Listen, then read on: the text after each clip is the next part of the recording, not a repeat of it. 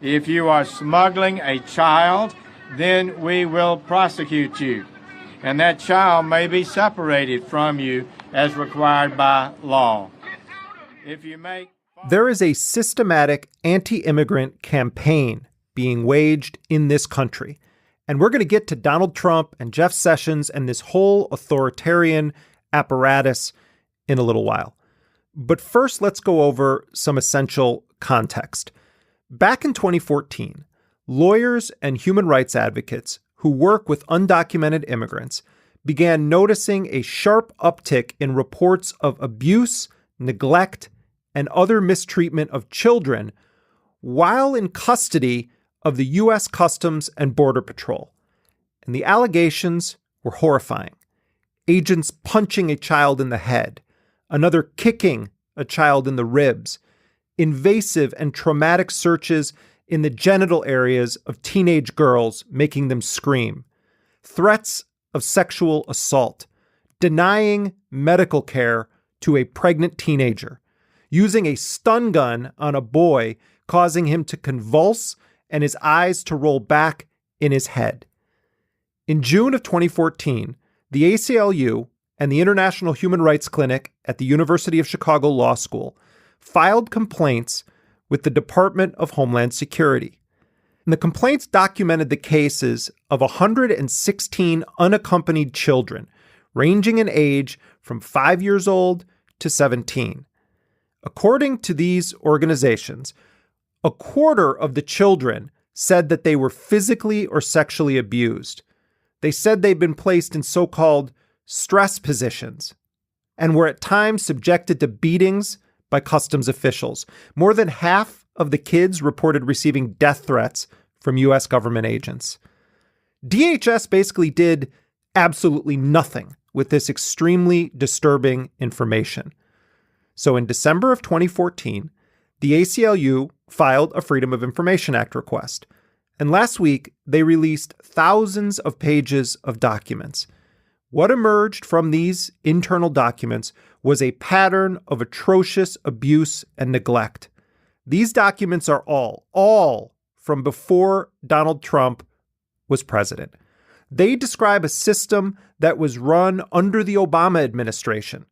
In fact, here's how the ACLU and University of Chicago Law Clinic described what was discovered through the FOIA request. In a recent report, they wrote that the records, quote, reveal the absence of meaningful internal or external agency oversight and accountability. The federal government has failed to provide adequate safeguards and humane detention conditions for children in CBP custody. It has further failed to institute effective accountability mechanisms for government officers who abuse the vulnerable children entrusted to their care.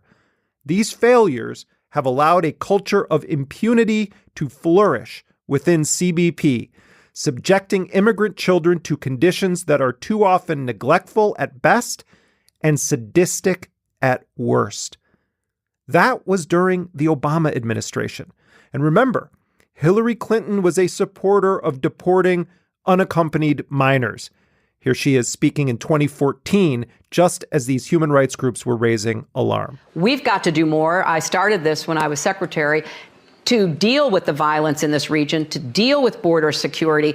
But we have to send a clear message. Just because your child gets across the border, that doesn't mean the child gets to stay. So we don't want to. We should also remember that Hillary Clinton played a key role in the coup in Honduras in 2009 that caused a sustained exodus that included unaccompanied children making their way to the United States illegally.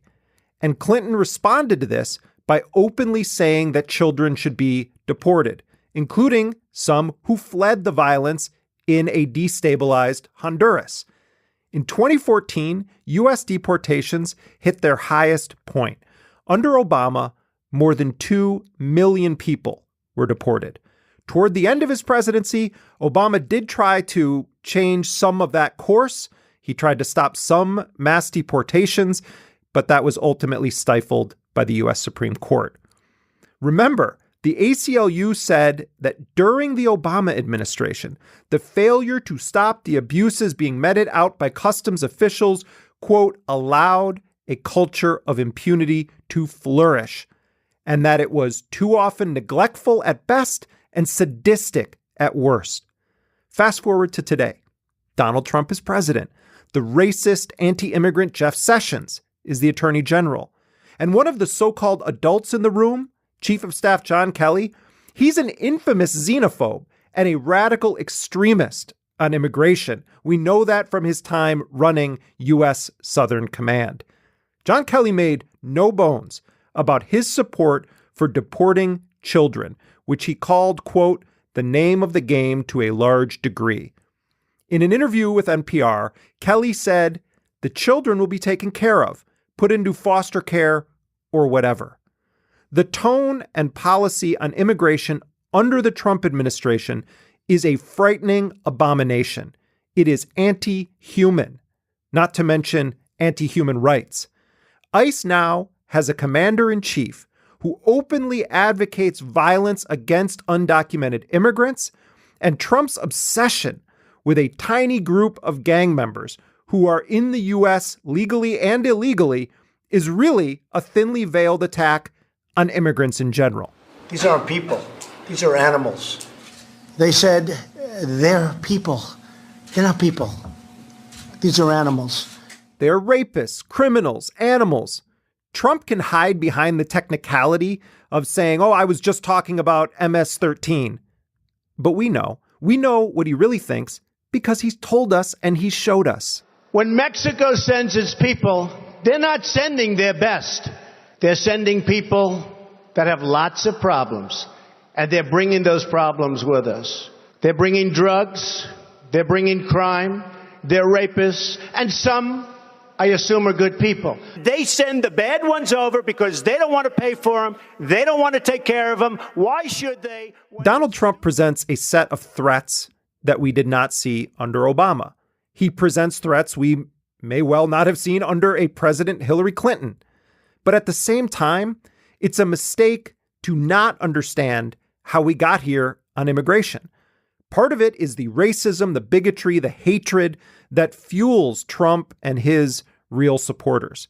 And it's terrifying. But we also have to recognize that powerful Democrats have also been terrible on issues impacting undocumented immigrants. The culture of impunity, of abuse, of mistreatment, of neglect that permeates the ranks of Customs and Border Patrol and ICE spread under Obama. They weren't held accountable when they could have been, and they should have been. And that helped Trump's racist anti-immigrant agenda to take hold faster and have a broader impact than it would have if these institutions had been confronted and held accountable. Under Trump, it has now become official policy to literally rip children from the arms of their parents when they cross the border to seek asylum. This is not MS-13 and their kids. This is people fleeing political violence that in some cases has been aided, encouraged, or caused by U.S. policy. They are separating children from their parents and sending them into detention. And the Trump administration knows exactly what it's doing. It's deliberate. It's done with intent. The point is to punish people who flee violence, to send them a message that we will shatter your family and probably abuse your children if you dare seek life for you and your kids. In fact, we're going to prosecute you as a criminal if you do. In one case, there was a 53-week-old infant who was taken to a court hearing without a parent. It's sick, absolutely pathologically sick. This is unprecedented. This is the worst thing I've seen in 25 plus years of doing the civil rights work. I mean, I am talking to these mothers and they're describing their kids screaming, "Mommy, mommy, don't let them take me away." 5 years old, 6 years old, and they're just being ripped away. This is a new policy under the Trump administration. Obama was pretty bad on undocumented immigration issues, but this is a whole different level. At the same time, we can't separate what we know about the 8 years of Democratic control of the executive branch and the fact that Trump is pushing this to the extreme. Powerful Democrats helped enable this. And until we recognize that and stop acting like all the horrors are the fault of the Republicans or of the unique threat posed by Donald Trump, nothing will fundamentally change. We have to go to the root. These immigration policies are part of a series of issues that have inspired a new generation of candidates running for office in the United States. And they're not just confronting the Trump administration. We see establishment Democratic incumbents being challenged, some for the first time, and they are being challenged from the left by social justice candidates, by anti-war candidates, by Black Lives Matter candidates, by candidates endorsed by the Democratic Socialists of America, by candidates who are campaigning on a platform to abolish ICE.